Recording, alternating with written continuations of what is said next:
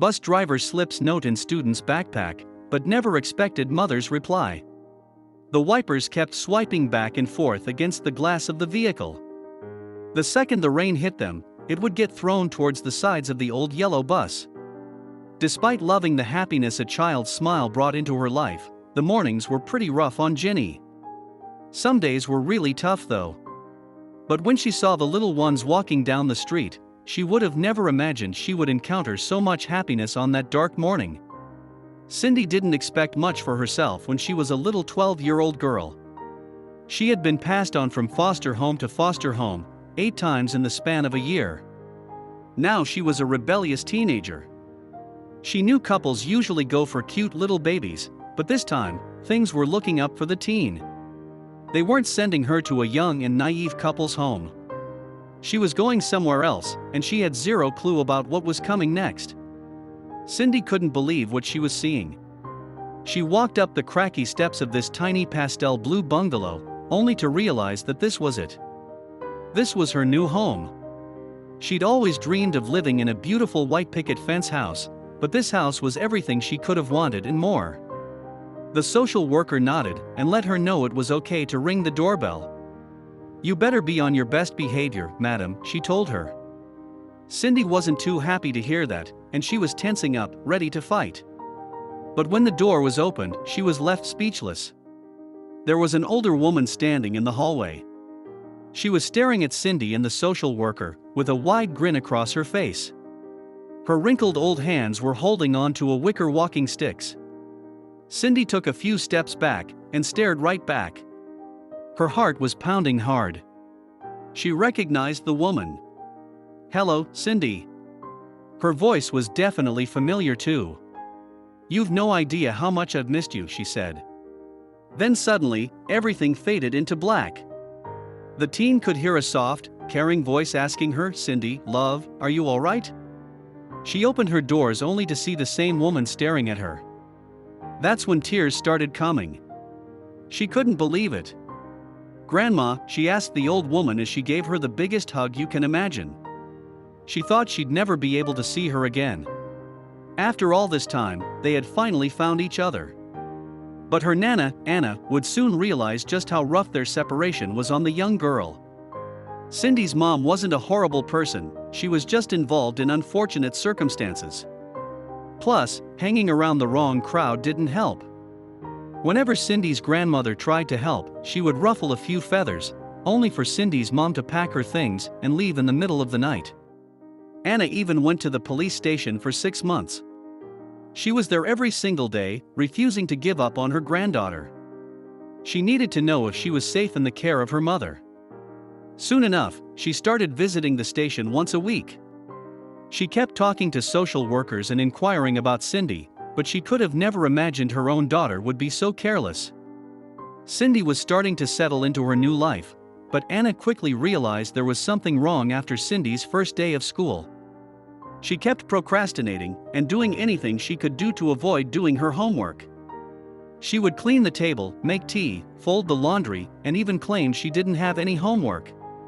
That's when Anna realized that Cindy wasn't able to read or write. Sadly, she had been so neglected, she was at a second-grade educational level. But Anna wasn't about to let that stop her from becoming all she could be. Anna got Cindy out of the school system and decided to homeschool the teen. "It's no good, I'm just stupid," she would complain here and there. Anna wasn't allowed to be in her life when she was younger, but now she was going to make sure she'd do anything in her power to help her beloved granddaughter. She was patient and perseverant, and soon enough, Cindy started catching up. She was even able to return to school the following year, but their luck was about to run out. Unfortunately, Cindy discovered her grandmother had passed away when she returned home, during her final days of senior year. She was truly heartbroken, but she knew she would make something of herself and make her proud. She started working as a bus driver, attending lessons in between classes, but she was still grieving her grandma. She was tired of going back to an empty home. One day, she saw a couple of kids waiting in the rain. Cindy pulled over right next to them and let the kids get inside the bus. She favored those 2 little kids in particular, as they often warmed her heart with their kindness. She had enough of focusing on the negative things in life, and she knew that some kids were also dealing with some serious hardships themselves. Cindy wrote a note the night before and slipped it into a little girl's backpack as she was stepping off the bus. But she would have never imagined she'd respond in such a way. As Sally read the note, she couldn't help herself from feeling moved. "I am compelled to write to tell you how beautiful your children are inside and out. This can only come from the home, your patience and guidance, the examples that you set and teach." She went on to add, "I have a child on my bus named Jackson. Both of your children have shown him compassion and support. Every day your children ask if they can sit with Jackson. But that wasn't all. Sometimes Jackson is a little sad getting on the bus, but as soon as he sees Annalise and Jorge he smiles. Jackson has difficulties walking, and it takes a bit for him to get to his seat. Today Annalise looked out from around her and said, 'Come on, Jackson. You can do it.' Cindy is going through some major heartache herself, but her faith in the world was restored thanks to the kindness of these two beautiful angels.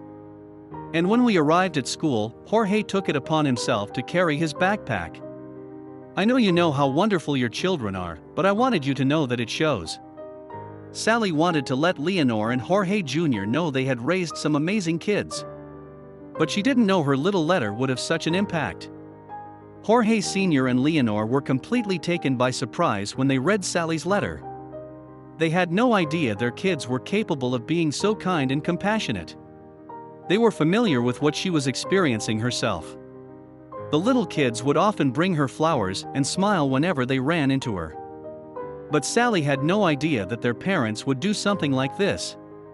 Jorge Sr. and Leonor were incredibly moved by Sally's letter, which is why they decided the world needed to know about it.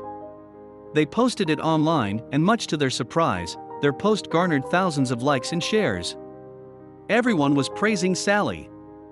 Everyone was thrilled to learn that there's so much kindness in the world today.